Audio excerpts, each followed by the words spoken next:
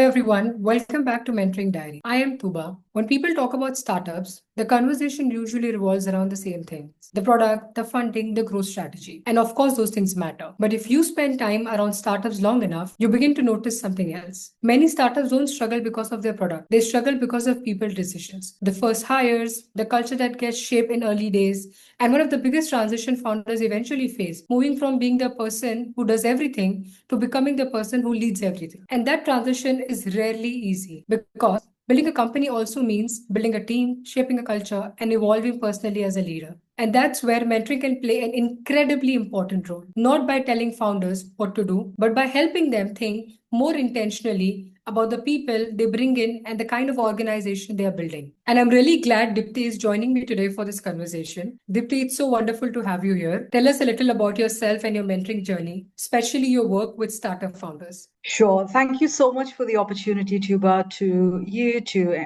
IMC, and for AITE. At my core, I work at the intersection of human capital strategy, organization design, and transformation, which also involves a lot of business strategy. So, whilst the core has been HR, I've dived deep into the business part of it as well, focusing on how organizations are building teams, scaling them, and expanding, right? So 18 plus years of experience and across multiple industries within GCC, Europe, Africa, and a couple of them in India. I would be blessed to say that I've had the privilege of scaling more than 45 to 50 startups and scale ups, guiding them through the process, cultural shifts, leadership alignment, and international expansion. So, right now, as we speak, I have multiple roles that I'm playing. So one is where I serve as a chief strategy and transformation officer with a group that is focused on community-based expansion, into women empowerment and women in the board advisory roles. Apart from that, I also work as, or I serve as a chief HR transformation officer at my firm, I for Talent, which is part of Alchemy Group. And then I also work as a board advisor for a couple of firms based on the ESG space across Africa. So through these, I've expanded a bit more in terms of ethical AI governance, which I've just started. I would say I'm not an expert, to be honest, there. Localization. So when you work across these firms, you I get this opportunity to build inclusive cultures where the right people get into the right place, right? And genuinely getting them to grow. So that's been my startup journey. My work, I would say, is built around one core belief. If you're bringing in a team, right, the difference between teams that scale and teams that disrupt or fracture, it's not always the skills or qualification, right? We might have the best of best people, but it's always about aligning the intent why people come into the organization. And if they can understand why the firm exists, whether the structure gives them the space to contribute towards that why, right? And this is where, when I mentor founders, when I mentor leadership, sitting with them and understanding when an organization is growing at a pace faster than their ability, how can we build the architecture that carries that intent forward? And having said that, just to round up, working and being based in the UAE and working across these regions, what makes it unique, especially in the startup ecosystem, is that the region in itself is transforming at such a pace, right? With national mandates, with the ecosystem being quite ambitious in itself. So the human and team dynamics that come out of this aren't unlike any other region that we see.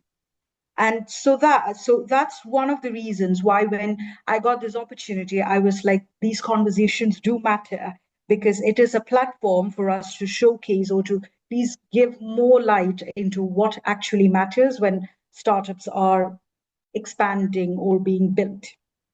So that's a bit about me. On a personal front, yes, I do have my family here, born and raised in the GCC. I apart from my work, I'm extremely passionate about what I do. Apart from that, I'm a trained dancer. I love reading, highly spiritual, love cooking, and I'm a foodie. So that gives you a roundup about me. That's a wonderful, a brief about yourself, Dipti. So, Dipti, something I often observe in startups, knowing that you come from, that kind of experience, is that founders spend a lot of time thinking about the product and funding. I mean, which definitely makes sense in early stages. But from a mentor's perspective, when should founders start thinking seriously about people strategy? Yes, to get to that part, they spend a lot of time on the product, on entering the market, and they leave this part behind. But right from the start, I would say right from the time they have their second hire, so maybe the founder is the first person, and then your next hire, that is when you need to start thinking and embedding the people strategy. So I've personally experienced this working with all these startups that for them, it's first about let's build attraction, let's get there, and then we talk about hiring. And then we talk about building the people strategy, right? Or they go on the, okay, let's hire and then let's figure out the structure later. It's understandable because your first instinct is to get into the market and survive, right? Not to design, and especially when the ecosystem in itself is competitive. But what I've seen repeatedly, and we keep pointing this out when we mentor ecosystems, is that the decision which a founder makes in that first, say, 3 to 4 hires or up to the 10 hires are not entirely your operational decisions. These are your architectural decisions. This will set the pattern how the organization is going to grow or to what level it will grow.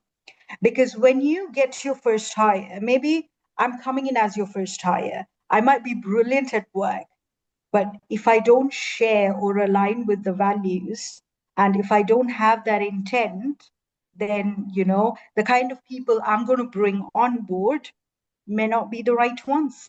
And maybe you might tolerate me because of certain values that I add. This is something we'll touch upon later as well. Certain values that I add.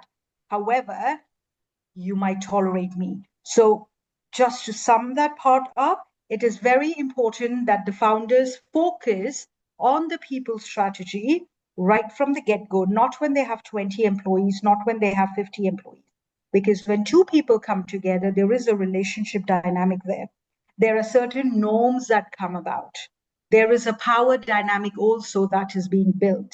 And this particular hire who comes in will be the one who's setting the stage for the next one. So if the founder can consciously design that architecture, then the startup would be, or then the organization would be way more successful. You can eradicate a lot of these issues that come about because it starts with people, it ends with people at the end of it, right? So more than who do I need right now, it should be one, what kind of an organization am I building? And is this person or the people that I'm bringing in first, do they have the intent and the capacity to help me build it? If they have this, and based on this, they're setting it, then your people strategy is in place. So yes, it's relevant from the day one. That's such an important point. And I've noticed many founders think about people when they're overloaded with work. And by the time, the first few hiring decisions have already shaped the culture and the pace of the organization.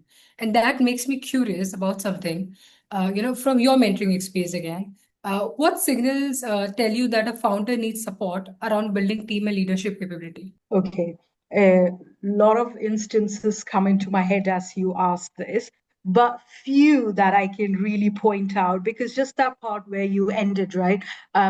It's where then you see the culture that's being built, then you see how it should be. So when you get into a company and when we take up assignments, couple of things is when the founder, and I've seen this multiple times when they say, oh, you know what, I end up working 18, 20, 24.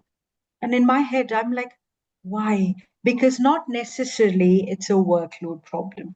This is a delegation issue which starts from trust, right? Again, this is your foundation. So you've not built the architecture which allows that authority to sit anywhere other than with you. So technically, what you're doing is, for example, if I'm a marketing person, even to post something for a font or a color, if I have to go back to the founder, get permission, what happens is everything is done. So technically, the founder is working 18 hours a day, right? So this is the first thing when a founder says, I'm like, okay, this needs to be changed. The second, and I will go to how we tackle this as well. The second one is when they say, we've hired, but there is that, rotating doors. We say rotating door when people come in, people leave. And they say, okay, it is a market or it is a current generation. No, not exactly. Yes, whilst that's there. At the same time, it is also about if the employee is not feeling that whatever they contribute is not actually landing within the organization or not being valued, they will quietly leave, right? Some may raise it to some extent, but not everyone will do that. So that is another part which is a main trigger, and not everyone sees this. The founder needs to be really open to pick this up. Another one is when the founder, it's all one is, yes, the kind of people that they bring in. A mirroring effect is there. That's one more thing where we see that, okay, the person needs to be mentored of what kind of people to bring in. At the same time, it is about what the organization believes if the person can't say. So let me just explain this a bit. I might have in my company values like trust, transparency, respect, fun, but when a decision has to be made, when a move has to be made, is the communication stalling, right? Are people just, the information is not, it's just going upwards and not downwards, where the transparency metric actually is not even practiced, right? So you look at these kind of things, you can talk about the values. We can talk about, oh, yes, we value people, we value integrity. However, when it gets to action, it could be a different version, right? So if the founder is not able to actually say, so what we do here is that we ask them under pressure. So maybe a complete, something happened and a complete restructuring is coming about. And obviously, there is pressure there, right? What do they do? How do they take decision? This tells a lot. Who was there? Not what was the decision, but who was there when this was being done? How was it taken? What was being traded off? So all these, if the founder is not able to articulate these, means there is a clear signal. Now, why this worries is because if he or she cannot clearly articulate what is there, that's where the culture is actually drifting. So what happens is the founder, based on whatever experience they have, they keep on hiring the same kind of people. So this has to be open. And as a mentor, what I've done, and I've seen a lot of great mentors do this, is that we talk about, before we get into the hiring structure or the culture framework, we can put n number of checklists, n number of templates, but the founder actually has to have visibility and understanding in terms of how these decisions are made.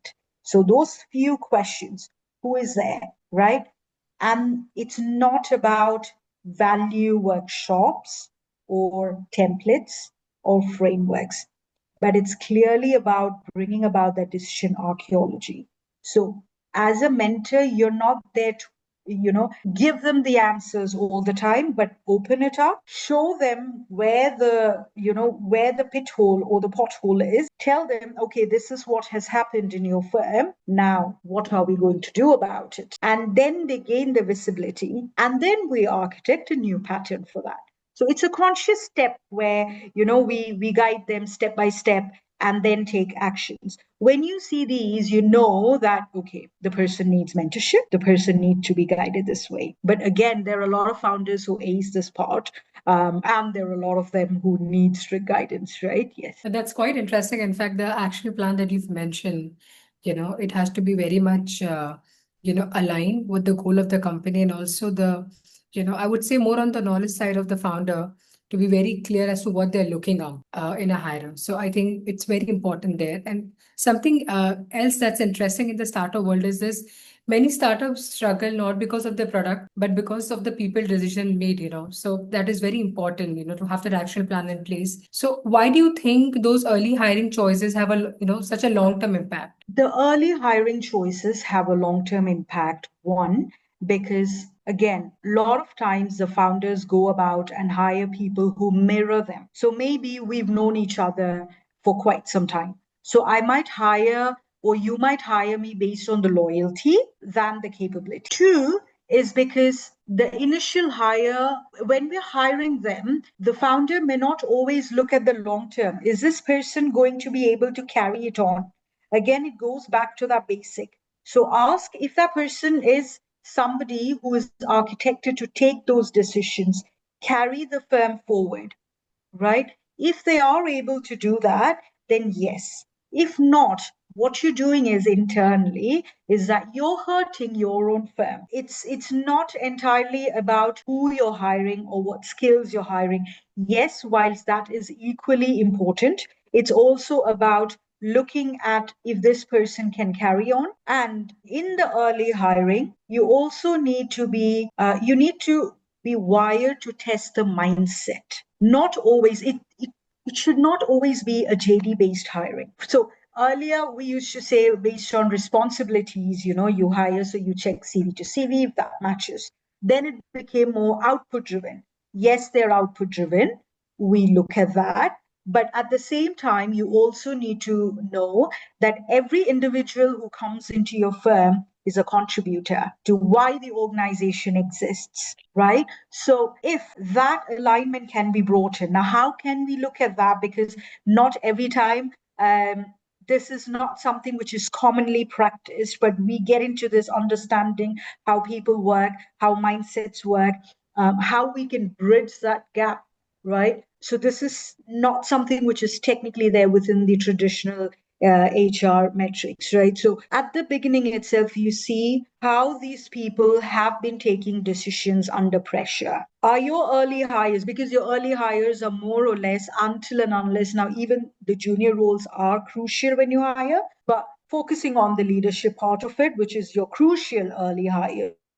Are these people more of leaders, or will they come in with that, this founder based mindset of keeping it to themselves, or will they open up to promote the others, as in grow the others? If you can grow the others, and if you know what exactly or how exactly they will contribute, there are a lot of steps that can be negated, and you can progress towards your why, or towards why the organization exists. Automatically your revenue, your culture, everything will come in place. So these few hires, the first ones, are really crucial. You do not want to be I had one client long back where he said, we want like-minded people. And when I asked what are like-minded people, and then his partner said, the after work, where you can hang out. And in my head, I'm like, okay, so if that is the intent, you don't need to look out for people who are really qualified.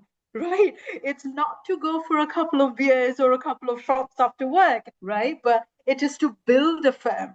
So you have to look at people who disagree with you. Your early hires should not be people who add value. I can add value, but after I move, is anything that I've implemented in that firm, is that being carried forward? That is where I've compounded value. So you have to look at these few.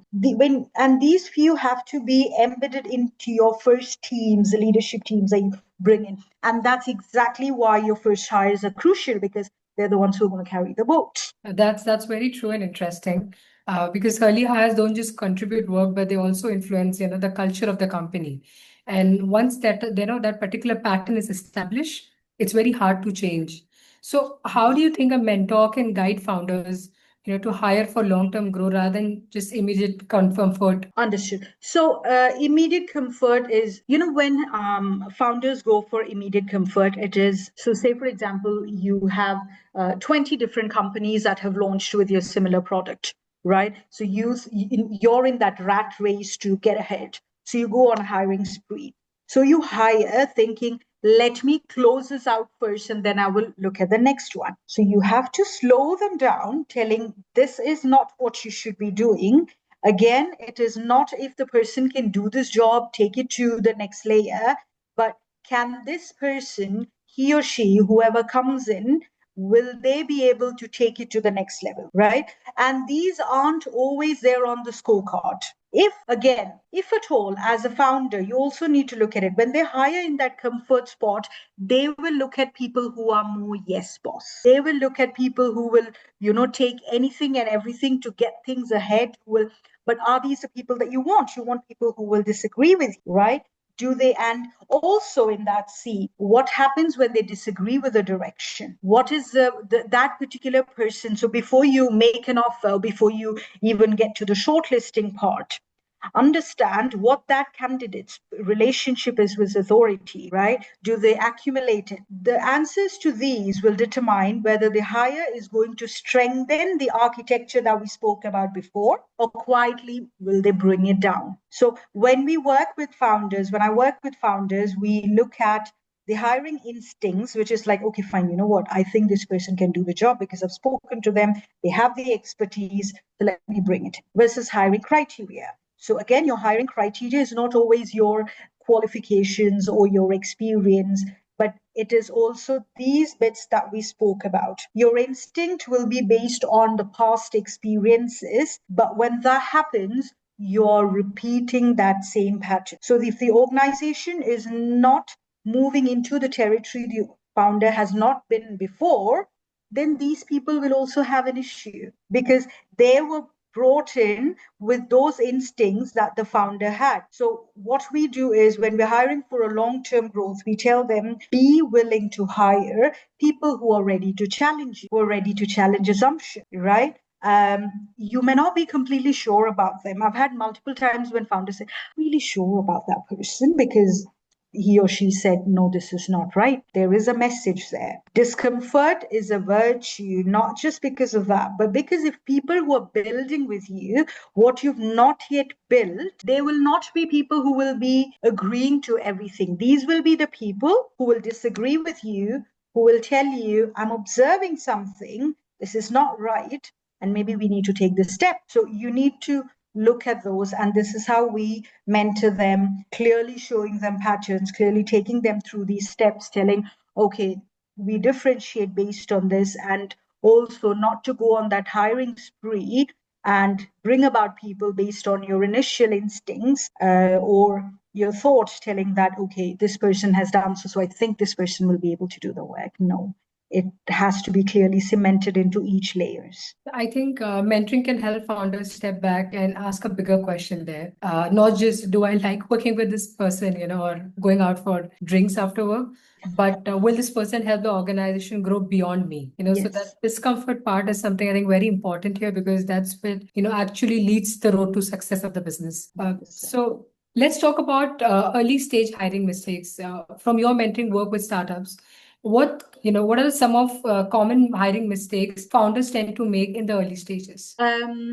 We did touch upon a few of these earlier as well, but again, I will stress into these because it is a common pattern and it happens everywhere, right? Throughout my journey, what I've seen, the first thing, like what I said, we know each other and maybe you feel, okay, Deepti is extremely loyal. So you may overlook some of my capability issues there and you take me in. Right. So this is one common pattern what I've seen where a lot of times we've been put in that situation where the founder himself or herself is not able to say a no to this person because they hire them based on, I'm sure you can relate to it, hire them based on loyalty. And now they're like, oh my God, what to do?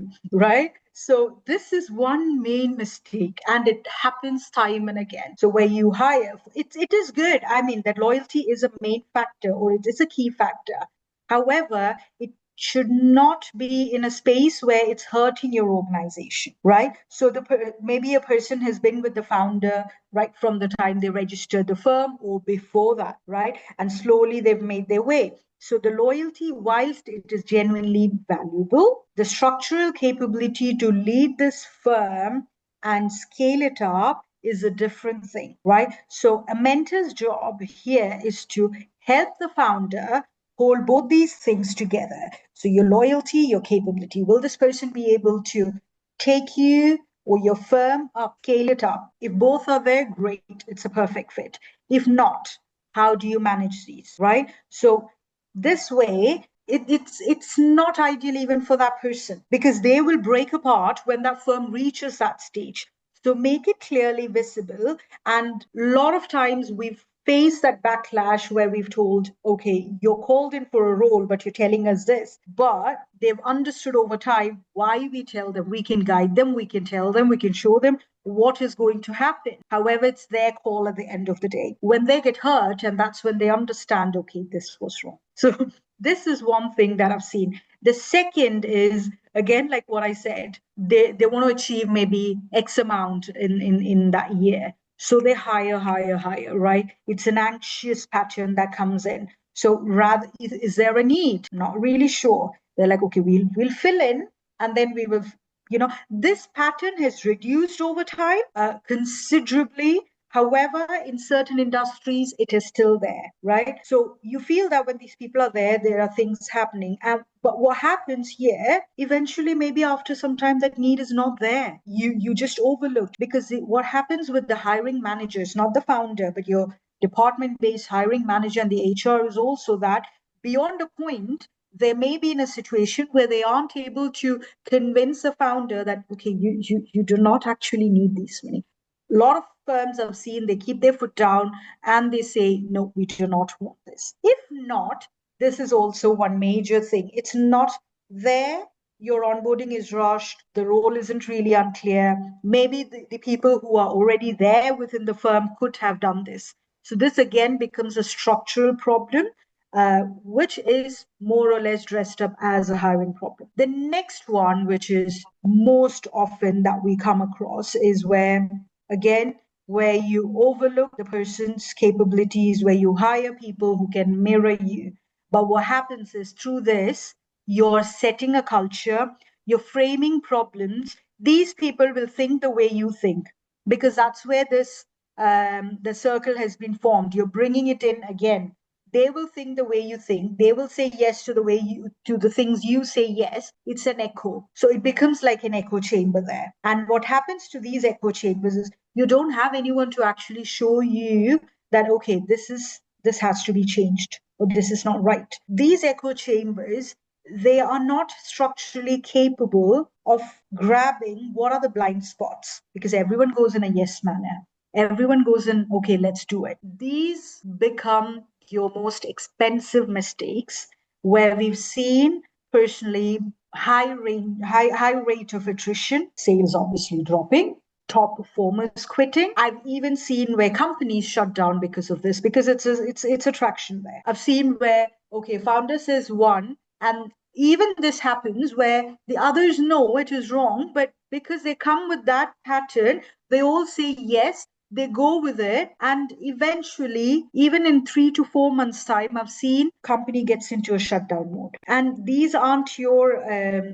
mid-level or junior level. These are your top level managers, your top level directors, heads, and it's a lot more common in the startup ecosystem. That's something I have seen as well. Sometimes founder hire quickly to solve, an immediate problem without fully thinking about the long-term role that person will play in the organization. And I think those early choices often shape how teams collaborate and make decisions later. So one of the biggest transition founders face is moving from, doing everything themselves to leading a team. And that shift can be, quite emotional as well. How can mentors support founders to that transition? Just before that, when I was answering that question, when I saw your smile, I was like, she could relate to it, because these are things that we keep seeing, right?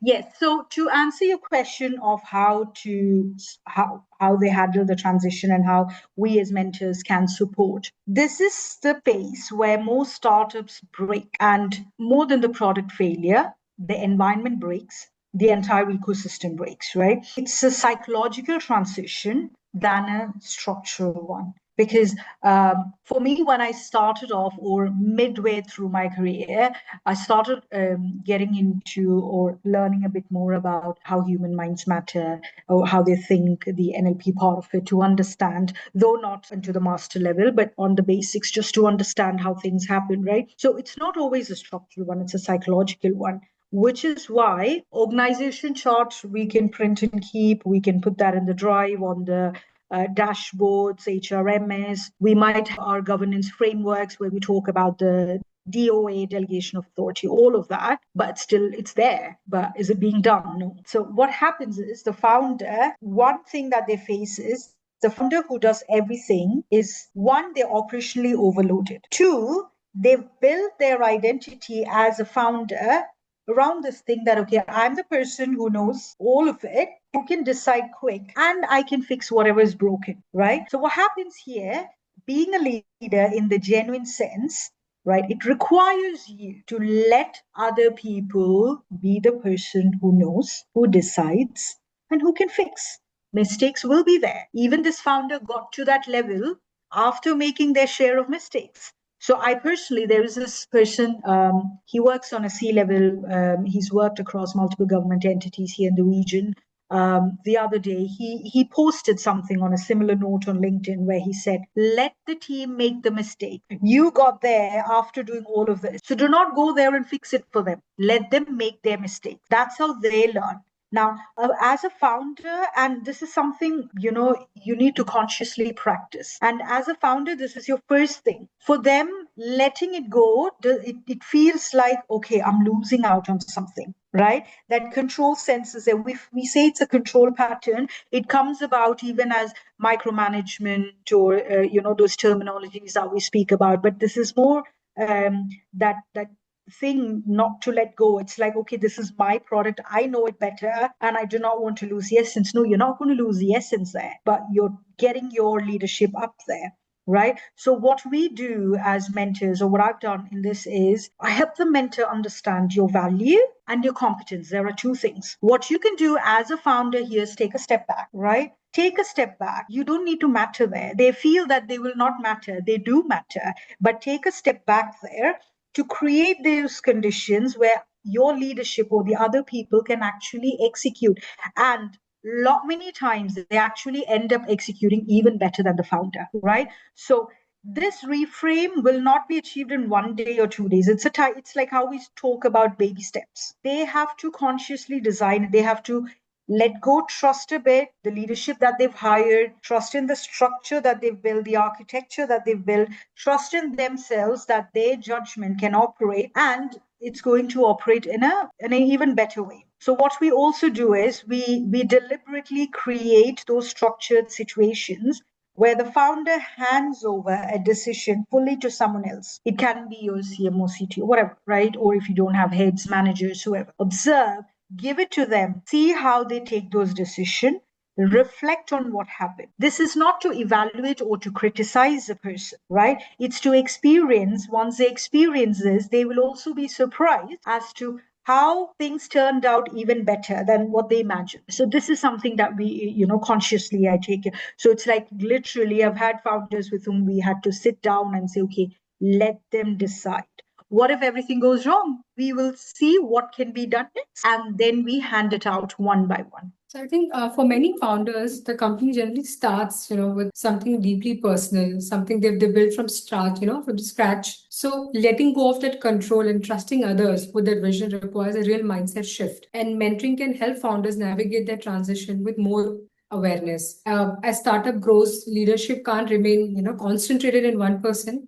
Leadership has to start emerging from, across the organization. So delegating work is obviously very important. Trusting your employees is also one of the most important part. But how can leaders help founders build leadership, capacity beyond themselves? So this particular thing is where, or this particular sentence or that fact is where we'll really see the difference between founders who built institutions. So when I say institutions, successful businesses versus founders who built businesses which are completely revolving around them, right? So your leadership capacity beyond the founder does not happen through, I can sit and put competence frameworks, I can sit and put training programs, or, trainers can be brought in. It does not happen through that. It happens when the organization is deliberately designed to require it. When the decision that needs to go back to the founder, that not because, at that stage, what do they do? Not because they're unavailable, but because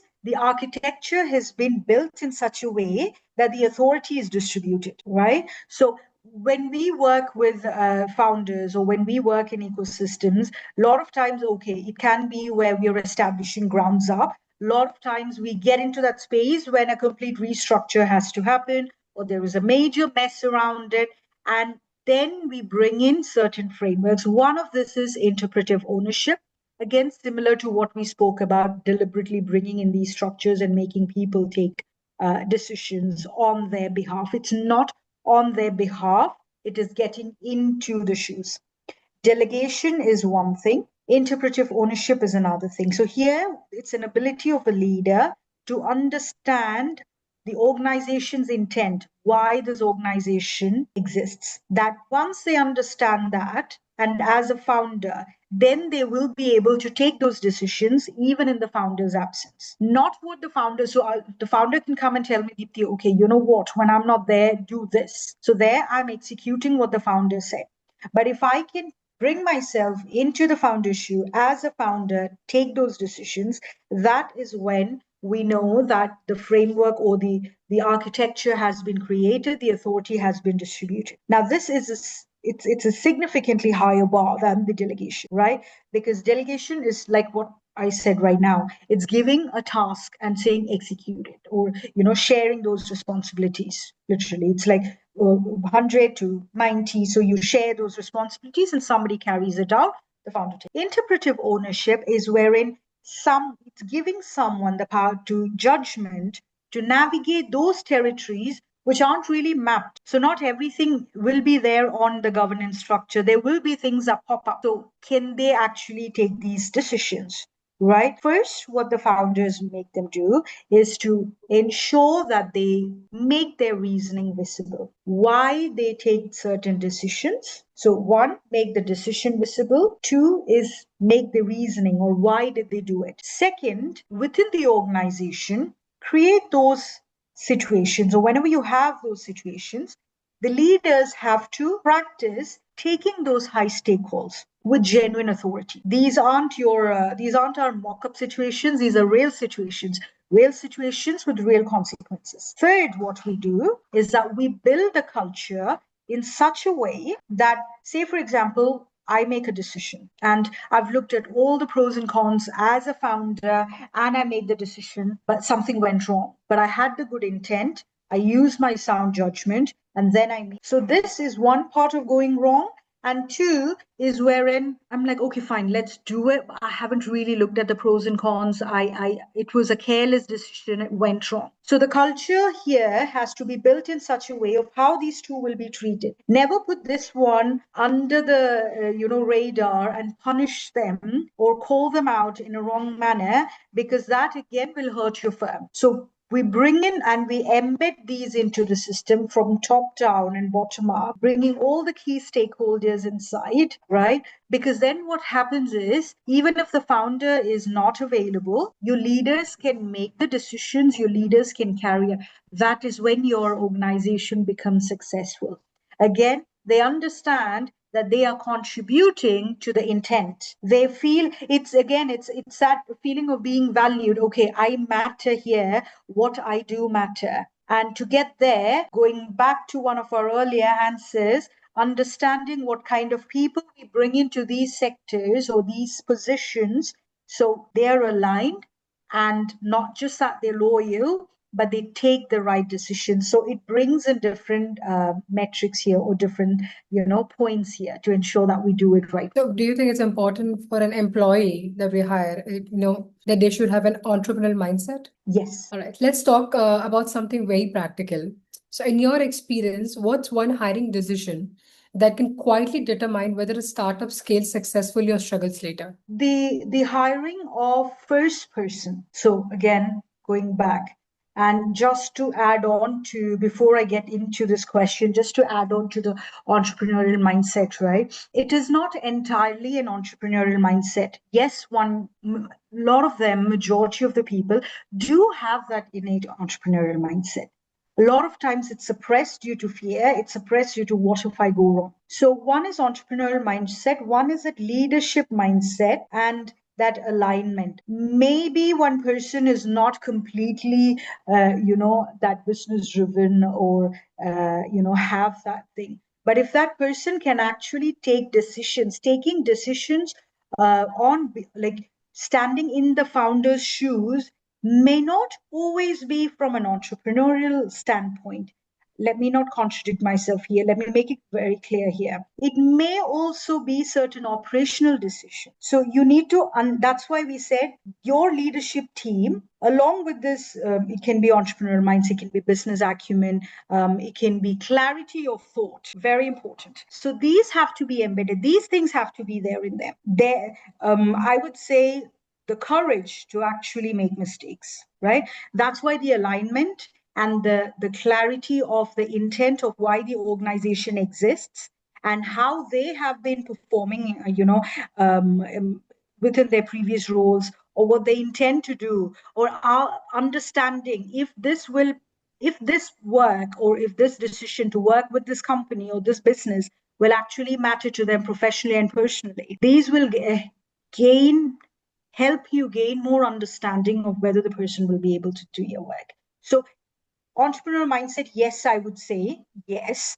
Again, for some founders, they say no, then everyone would stop thinking the way I think, or they would want to. So that again, it's a personality thing there, right? They're like, what if? So yes, whilst you have these things, you'll have your leadership. And it is also, yes, if you want your leaders to take decisions on your, when you're not there to scale them up, an element of that, or a higher element of that, is always required. That's when they will disagree with your choices rightfully and take your firm to the next level, right? So just to add that on, and then I will now to answer your question about the hiring decision, right?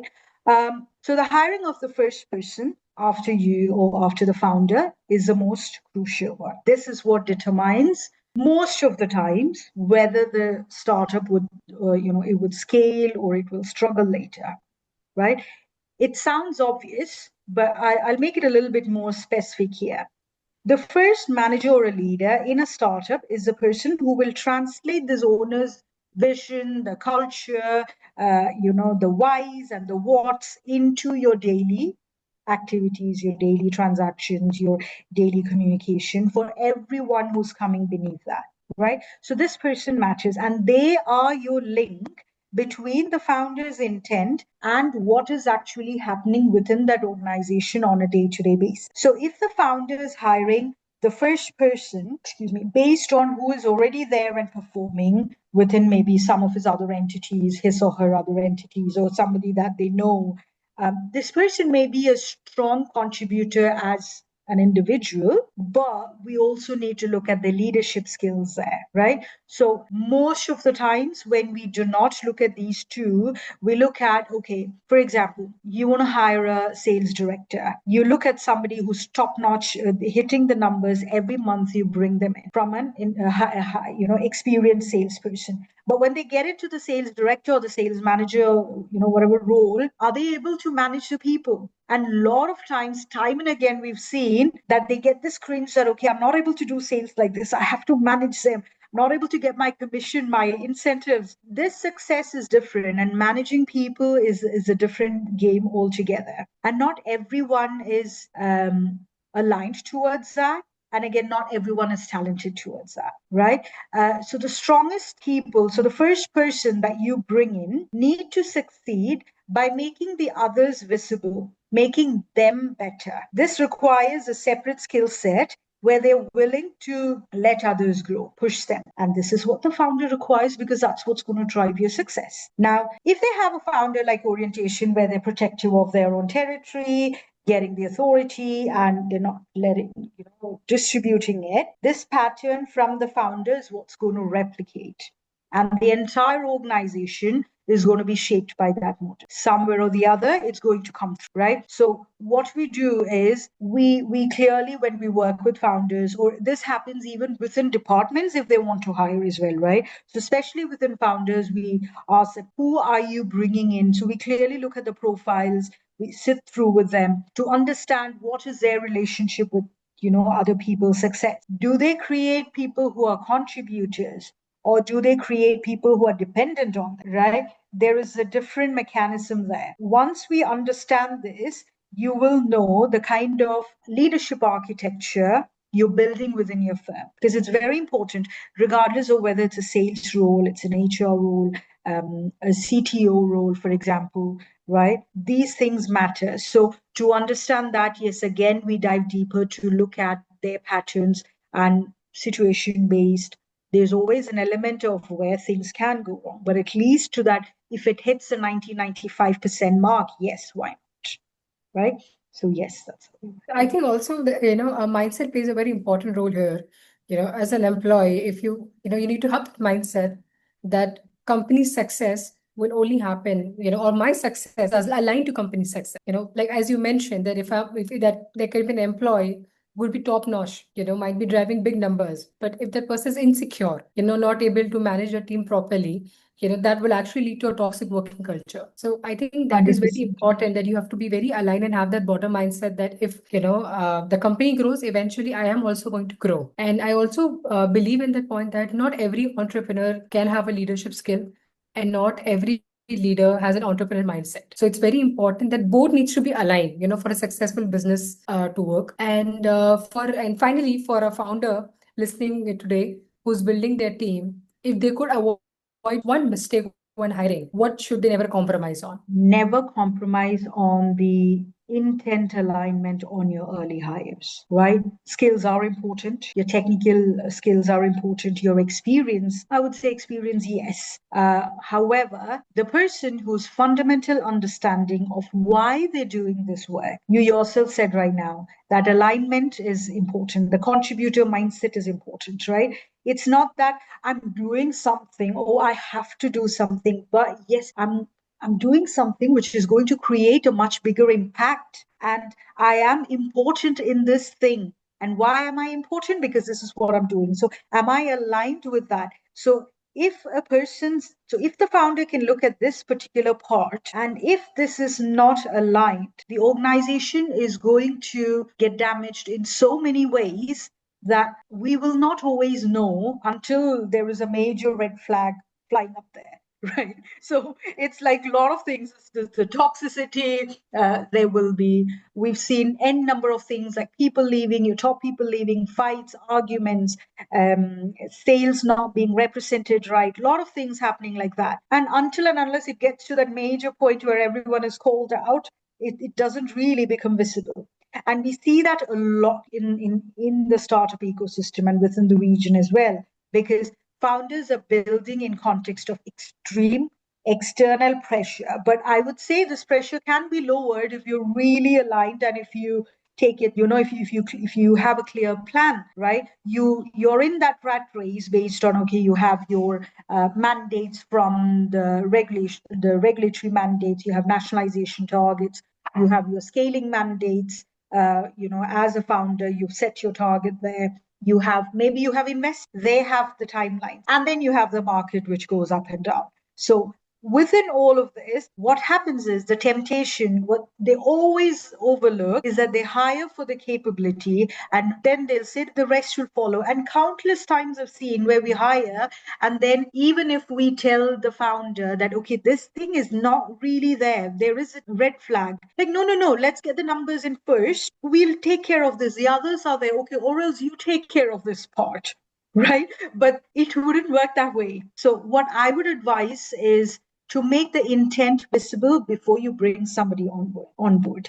This does not always happen based on a value conversation. I can say again, yes, oh yes, we value trust, we value integrity. The candidate sitting across can also say the same thing to me, right? Yes, I value integrity. Yes, I value trust. Yes, I value innovation, but maybe the person has no idea about it, right? But you They have need a to, job. it's to get the job. And I've seen this a lot where they say, yes, we've done this, we've done that.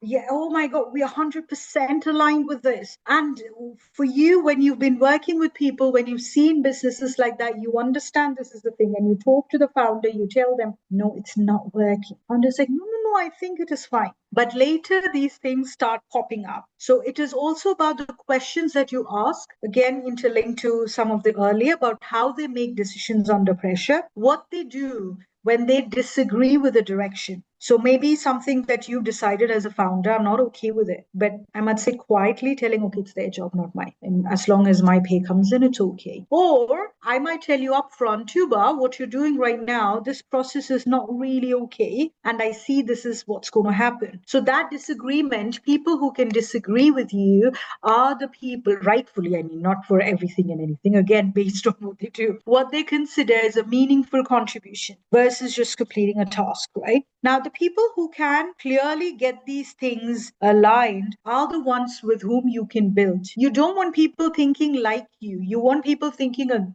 ahead of you. You don't want people just agreeing with you for the sake of it. The right people, when they come in, they will challenge you. And I've always seen more than cultural fit, it is a cultural add. So you look at people who will compound that, right? Because when they're challenging you, it also means they're thinking of it, standing in your exact shoes and for the company's right. And they're trying to build it the same way. So that is a key difference. And that's what I would advise the founders to always look at. Because there's a difference between that friction of disagreement, which brings your firm down, and that friction which strengthens your firm. And that's built with the intent, that's built with, say, the trust, the integrity elements, everything else will come about. So this has been quite an insightful conversation, Dipti.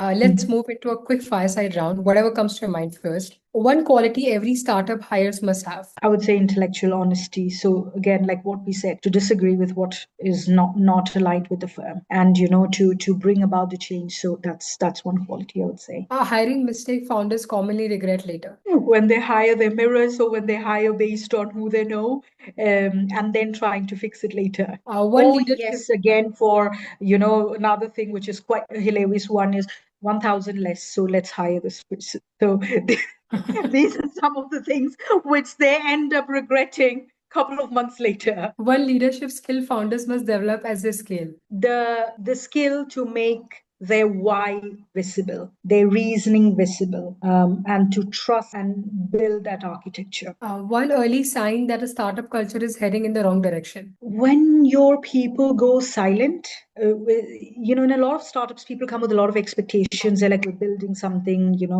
yes. But all of a sudden, especially when your leadership, they go silent. And that is a sign that, okay, things aren't right. One question founders should ask themselves before hiring someone. Is this person going to be a value add, or is this person going to compound value to my firm? So when they leave, are these things going to be carried forward, right? Their practices, the systems that they've built in. That's one thing that they should ask before they bring somebody in. This question actually reminded me about the part that you mentioned earlier, that they should actually question that are they hiring out of comfort or capability, and that is very important. So thank 100%. you, Dipti, for bringing not just your experience but your honesty into this conversation. Because one thing mentoring continues to remind me is this: building a company isn't just about building a product; it's about building people, trust, and leadership. And that's the decision founders make about their teams often shape the future of the organization more often than they realize. Mentors don't build companies for founders. So thank you so much for this, and we look forward to connecting with you again in the future. Thank you so much, Shuba. It was a pleasure, absolute pleasure speaking with you. If today's conversation gave you something to think about, take a moment with it. Change often starts quietly with a single insight. At IMC, we're committed to creating a better world through the power of mentoring, one conversation, one connection at a time. Until we meet again, take care of yourself and each other.